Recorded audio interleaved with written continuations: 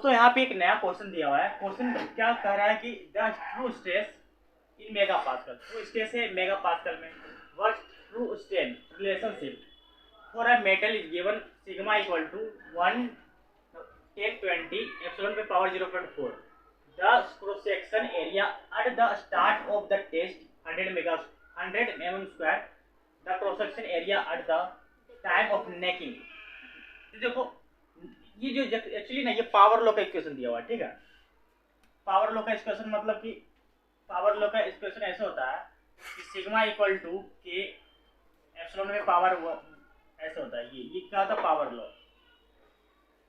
Power law तो हम देख रहे हैं कि एन की वैल्यू कितना दिया 0.4, ठीक है।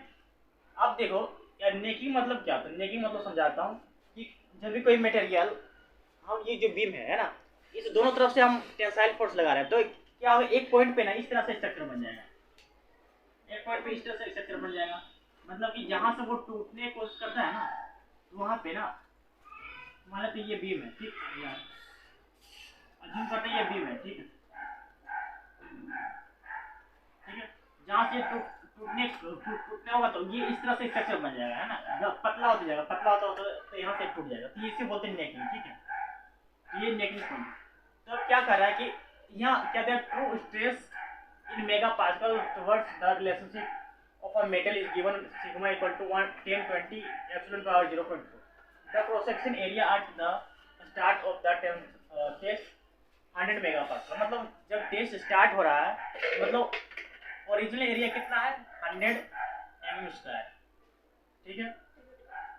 अब क्या लिखा the cross section area at the time of necking. तो क्रॉस सेक्शन एरिया मतलब नेकिंग फाइनल एरिया क्या होगा वो निकालना है।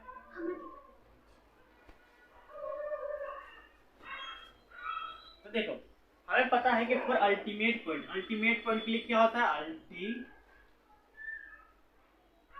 अल्टीमेट पॉइंट के लिए, है ना, ट्रू स्ट्रेन जो है n के बराबर होता है मतलब 0.4 होगा, ठीक है। ये वैल्यू हमेशा याद रखना, ठीक है, ये होगा। तो हमें पता है कि ओरिजिन देखो जैसे कि जो नेकिंग के पहले वॉल्यूम और नेकिंग के बाद वॉल्यूम दोनों तो बराबर ही होगा ना। या तो इसे खींच लो, खींच के लंबा कर लो, है ना, या तो ऐसे ही रहना वॉल्यूम तो दोनों बराबर होगा, इसका डायमेंशन में चेंज होगा।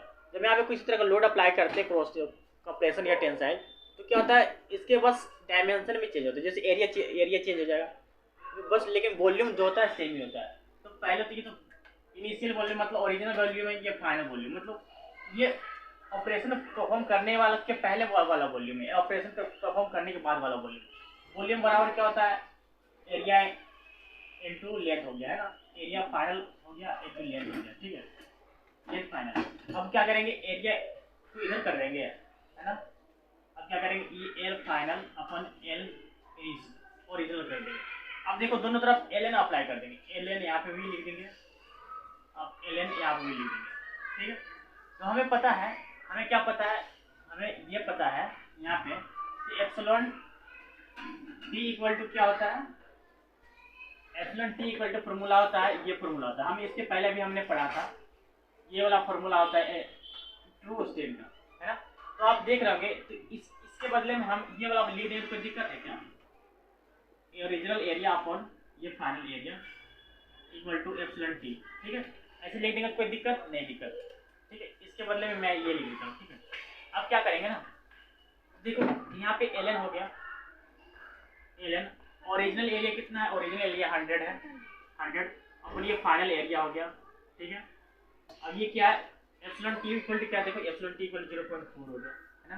तो अब इसे कैलकुलेट कैसे करेंगे, तो इसे 100 कर देंगे आपको अपन ए और ये फाइनल एरिया हो गया। अब एल एन की पटी जाएगा तो इस तरफ से जाएगा 0.4 हो जाएगा। अब इसे कैलकुलेट करेंगे तो ए को इधर लेके चलाएंगे, इसको इधर लेके चलाएंगे, क्या हो जाएगा देखना, यहाँ पे हम कैलकुलेट करते हैं।